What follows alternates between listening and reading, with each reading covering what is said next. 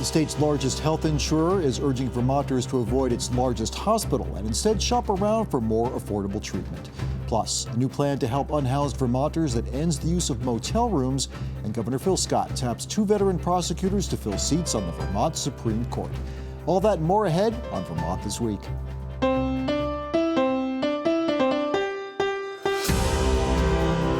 From the Vermont Public Studio in Winooski, this is Vermont This Week. Made possible in part by the Lintelak Foundation and Milne Travel. Here's Moderator Mitch Wertlieb. Good evening, everyone. I'm Mitch Wertlieb. It's Friday, January 16th. And joining us on the panel today, we have Colin Flanders from 7 Days, Calvin Cutler from WCAX, and Carly Berlin with Vermont Public and VTDigger. Thank you all so much for being here today. Really appreciate it. Colin, I want to start with you because it's really interesting. We've been covering this story about healthcare throughout Vermont for a while now. And a couple of weeks ago, we were talking about Northwestern Medical Center in St. Albans, sort of getting the word out about, hey, we've got cheaper healthcare options for you. And now it looks like Vermont's largest insurer, BCBS, is following that lead. What are they saying? Why are they saying it? Yeah, so what they're saying is everybody in the state has a role to play in lowering healthcare costs, and that includes patients themselves. What they're really trying to get across here is that individual decisions about where you choose to get care have a long-term impact on the premium rates that we pay. And as everybody knows, Vermont's premium rates are the highest in the country. Blue Cross Blue Shield says a big reason for that is that our hospital prices are so expensive and so many people are getting care in hospitals that don't need to be getting care there. And so what they're encouraging people to do is treat healthcare like any other commodity and shop around, look for the best price, use these online price comparison tools and figure out where can I go, even if it's maybe a 20-minute extra drive, and save $4,000. And the challenge for people is that they don't always see those savings themselves, especially after you hit your deductible. The price to you doesn't really matter, but in the aggregate, it does. And so they're trying to encourage people, think of yourself as part of a system, and you could really make a difference. Blue Cross Blue Shield, though, has a vested interest in this, too. I mean, they're not doing this necessarily out of just the goodness of their own hearts. It's hurting their bottom line as well when folks take the more expensive options, right? Of course, yeah, and the whole system is connected. I mean, Blue Cross has been on the brink of insolvency for a couple of years now, and they are looking for everything that they can do to make sure that they can continue to pay out the claims. So yeah, Blue Cross does have a vested interest in this, but as the state as a whole has a vested interest in Blue Cross staying around, and so everyone needs to contribute according to Blue Cross. Is it a little weird to ask people to shop around for their own health care the way they would to buy a car, buy a house? I mean, this seems bizarre to me.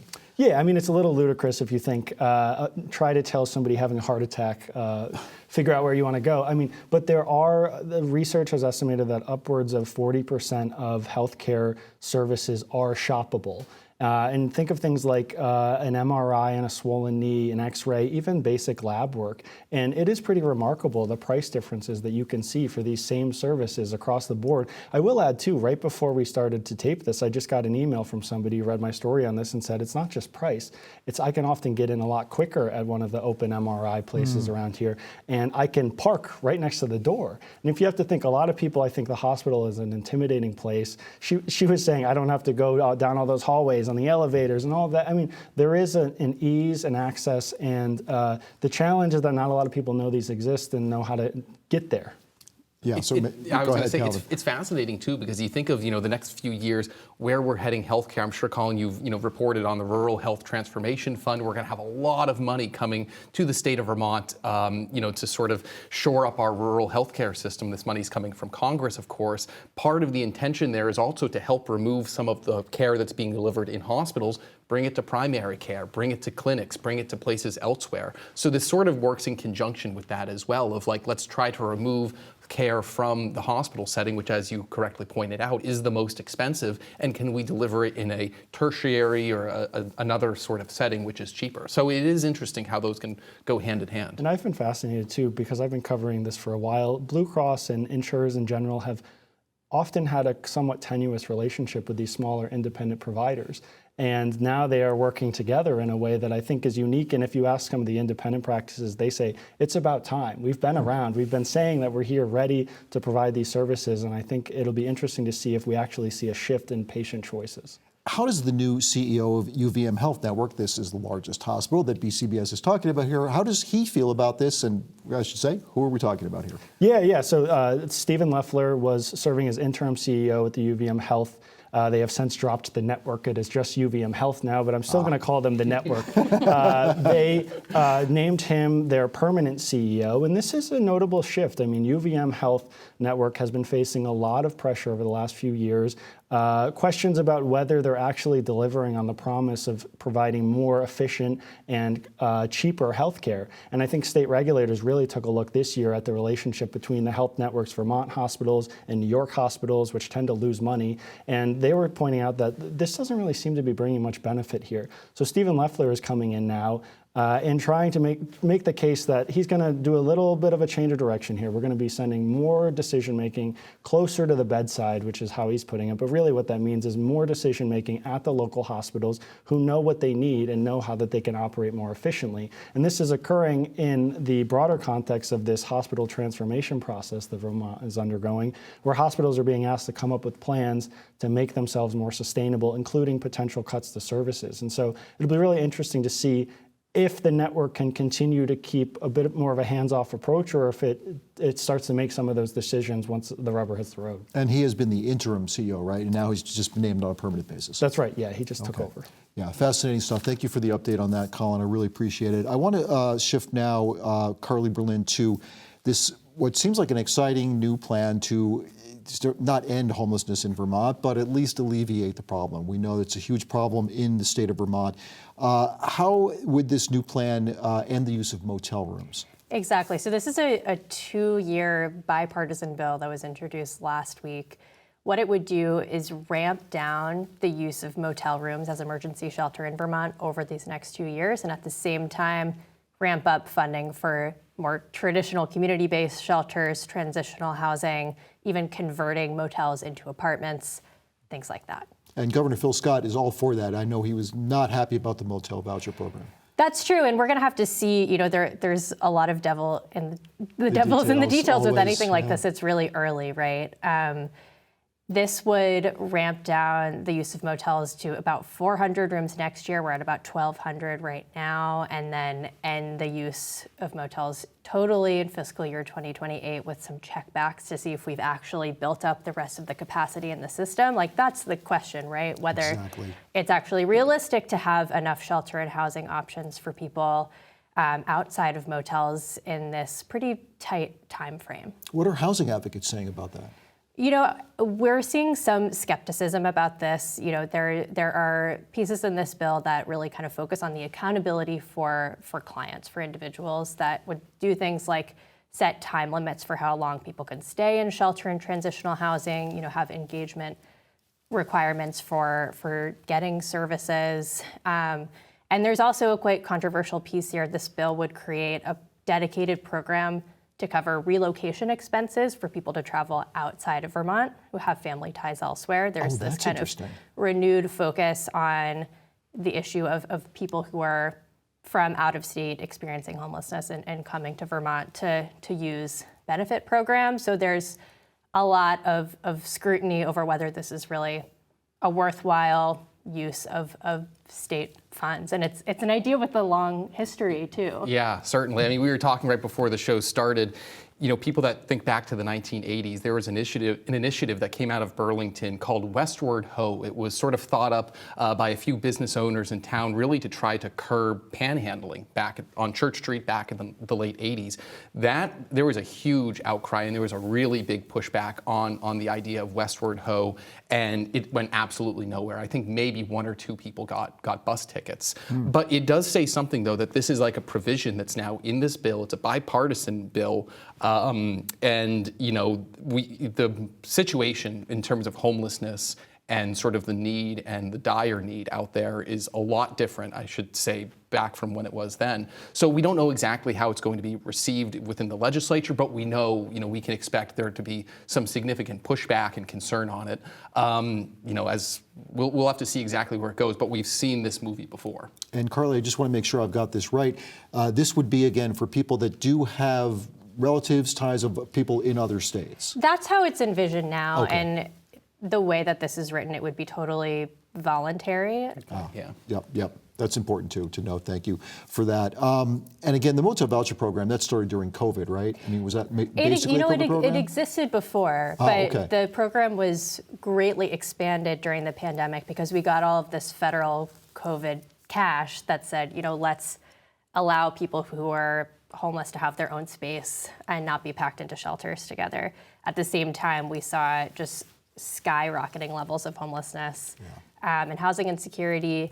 And we've, then seen this perennial fight in the legislature over the last few years over how to wind down this really dramatic expansion in this program. And it still exists, and we're going to have to see this year if this is a path forward that people can agree on.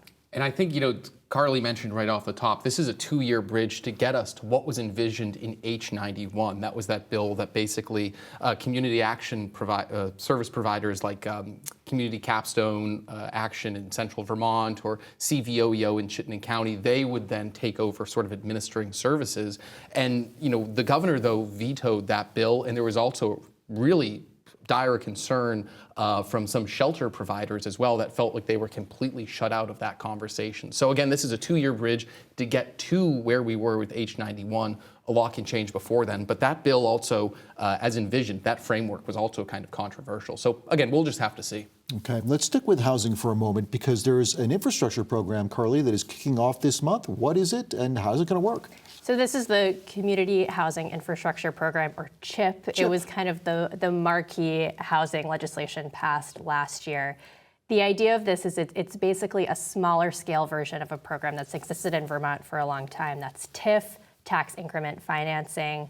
The way that works is the future property tax revenue from housing gets used to pay back the debt for the infrastructure build out that was needed to get that new housing built in the first place. Stuff you need to build like, I don't know, sewers and things that, getting the dirt out of the way, all that stuff. Sidewalks, roads, all of that kind of basic ground level work that needs to happen for a home to be built in the first place. So CHIP is a maybe smaller version of TIF? It's a little more, hones in a little more on smaller projects? Exactly. So if you think of TIF is really geared towards a larger district in a downtown. We're sitting here in the studio in Winooski. Winooski has had a TIF, Burlington, St. Albans, larger cities and towns. The idea of CHIP is that it's really using that same kind of taxing instrument, but at the level of one property, of one housing project. And the idea for lawmakers last year was, let's create a similar tool that's accessible to smaller towns. And we're now going to have to see if they bite on it. The program is opening up this month. There has so far been a lot of interest. I wrote about a project in St. Albans, actually, and one in Fairhaven. It'll be interesting in 6 months to a year from now to write the story of how is this really going so far? We're really just at the starting point. I mean, the need is there, though, right? I mean, we keep talking about housing and how important it is, and even if these are just, 1 unit, 2 units, it feels like there is the need, at least. Absolutely, and we're going to have to see if, if this truly is accessible to smaller towns for that, those smaller projects that can make a real difference that are spread out. It takes a lot of administrative capacity to kind of work out these sorts of development agreements, and there's been funding and support for kind of trying to help smaller towns actually realize the gains from CHIP, and we're just going to have to see if it makes a real difference. One more question on this, Carly Berlin. I know there's been a little bit of pushback from some Democratic lawmakers they have some concerns. What are those concerns? Yeah, so there were concerns, before this bill ultimately passed last year about whether, if a project were to happen anyway without this kind of tax increment financing instrument, whether that would result in foregone tax revenue to the education fund, which is, of course, a huge focus for the legislature. There was a lot of back and forth about, what kinds of guardrails to put on this. Lawmakers ultimately landed somewhere in the middle. So that's where things The question I always wonder about that, though, is how do you make that determination whether a project would have gone through without TIF or CHIP? Yeah, it's something that comes up a lot when we talk about economic development, whether it's veggie, this comes up, or CHIP. State Auditor Doug Hoffer, this is something that he's talked a lot about, is the but-for test, because these are decisions that I don't have access to the books or the the balance sheet of developers or how their projects are penciling out. But so that's been the criticism. But I mean, you ask any developer, anybody that's involved in home construction or development, costs are up, labor is down. It's very challenging to get these projects to pencil out, and so they're hoping this can be one more tool. But the but-for, though, has certainly been a real concern, and it's something that we just see come up in economic development spaces from time to time. Yeah, and we'll see where this goes, like you said, 6 months to a year from now, see if anyone's taking advantage of the CHIP program. Colin Flanders, I want to turn back to you for a story about the Vermont Supreme Court. There were 2 vacancies. Governor Phil Scott has appointed 2 names that I guess people who are familiar, who follow this sort of thing, would recognize. Who are they?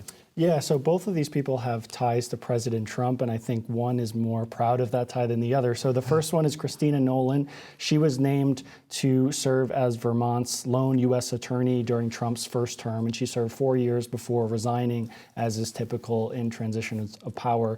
And then the other one is Michael Drescher, who has been a career bureaucrat serving at the same office that Christina Nolan was once leading. And he has served as second in command up until recently when he took over following the resignation of the Biden-appointed U.S. attorney. Drescher served for about 300 days in that position, recently stepped back to his normal position, has since resigned. But he, during that time, had to carry out a lot of directives from Trump 2.0, and now he's facing some criticism in the legislature as they're vetting his candidacy. These are both prosecutors. They have that background. So is there, that pushback that you're talking about, what has Drescher said about that as far as the criticism goes? Yeah, so the main criticism has been that Drescher was on the front lines of some of these very controversial decisions to pursue immigration enforcement against some high-profile people. I think a lot of people remember the Mohsen Madawi case. Sure. He spent about 16 days in jail after he was arrested at what was purported to be a citizenship interview. Drescher had to go in front of the court and make what I think I can objectively say were some pretty dubious arguments on behalf of the government on why Madawi posed a risk to U.S. security, which was what the government was saying.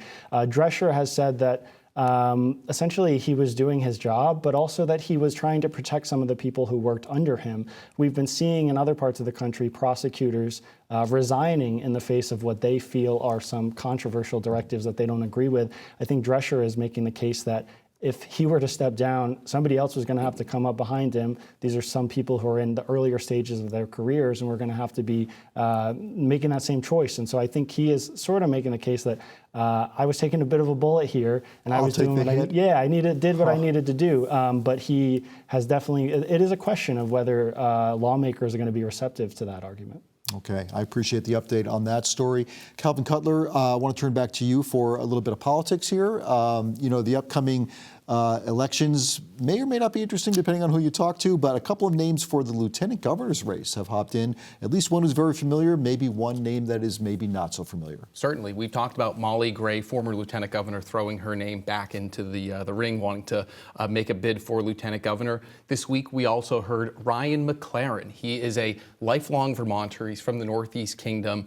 He served on school boards. He was in the AmeriCorps. He really got his start in politics during the Shumlin administration. And for the last decade or so, 9 years or so, he's worked as a senior advisor to Congressman and Senator Peter Welch. So a lot of what he's been doing is sort of behind the scenes, working with constituents, traveling the state. But he has a very broad grasp of the issues, and he says the challenges that Vermonters are facing. And it's interesting. He brings a pretty compelling life story. Back in 2017, he was in a horrific ski accident at Mad River Glen, suffered a spinal cord injury, which left him permanently paralyzed. Now, he has been working through that injury, and he really credits this as part of his life story to be able to overcome and work through that. And really that's shaped in many ways, his family life, his personal life, and his pursuit of politics and public service. So like Molly Gray, he's saying that he was running to, make the state a more affordable, more accessible place,